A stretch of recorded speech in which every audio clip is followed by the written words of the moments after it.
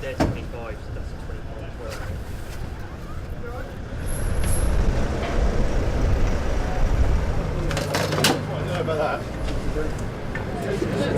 Well, today they've all requested having a bigger set on. Like normally they ride a 25 or a 23. Instead they're on a 28. But it's a really hilly day, so we're just going to make sure that all the spare wheels have at least got a 25 on, so that if they have a puncture, they're basically they're going to be all right in terms of gears. Yeah, last in, first up. So we're up again this morning, just packing the cars, getting the cars ready, just making sure everything's sorted really. What time did you finish last night? Not too late, 9 o'clock. It's wet, windy. Yeah, after the stages, we'll have all the bikes washed, polished up, clean, tuned up, and then bring them to the stage start and just give them a quick polish over, just make sure they're all good to go. Tyres, just everything's all ready just to start the stage. Tyre pressures will be depending on the road surfaces and the weather.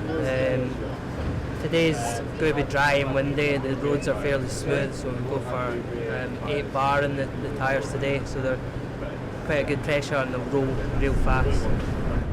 The mechanics do a lot of long hours out there at the back of the van in the rain and cold and often in the dark at times, and it just takes the stress out of us. I mean, when they're when they're there doing the bikes for us, we know we can get on in the morning and just ride our bikes without an issue at all. So. But the tire pressure, we change it off.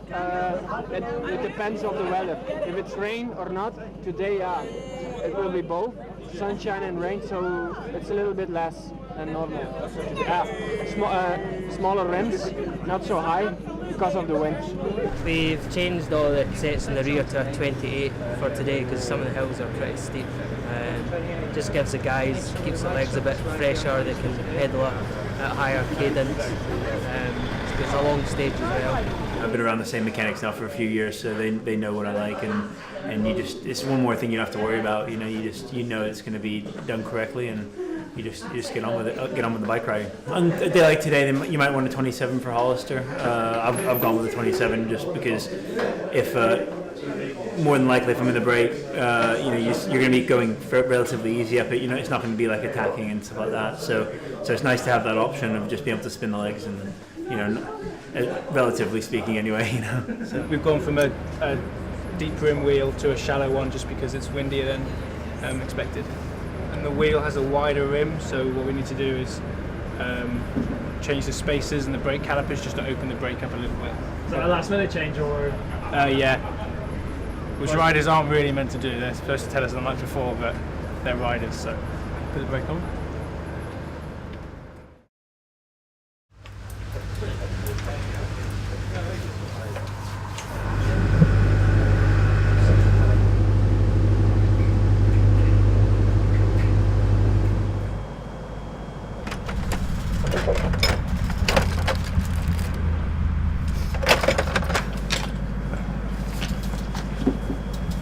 With all the rain of today, and we had a crash as well with Kentucky, so he damaged a little bit his bike. It was all small parts, so a little bit of work, but it's repaired. If you look at this frame here, once you stick a disc in here and a set of bars on the front and a deep section in the in the forks, it's pretty much as fast as for a 10-mile time trial. You're talking seconds rather than minutes, so it's a little bit of extra work, but it's a massive saving.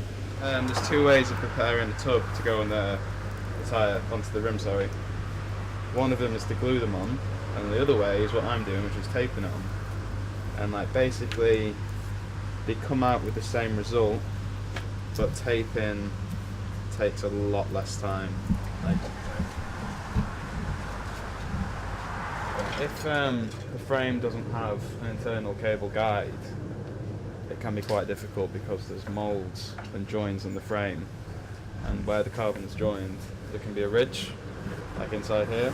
So as you guide the cable through, if there's no guide, it hits the ridge, and then it's basically hot luck as to whether it gets through or not, which at 8 o'clock at night after a long day isn't ideal. So you just want to get it done and get some tea and then go to bed, but it's proving a bit difficult. There's two aspects. I really enjoy playing with the bikes and fixing the bikes. It's quite quite enjoyable that side of things. But also really enjoy being in the car and seeing the riders do well is really good to see you in the brakes, go behind. You're in the car behind the brake. It's a really good feeling to see the team doing well. So that's probably one of the most rewarding factors.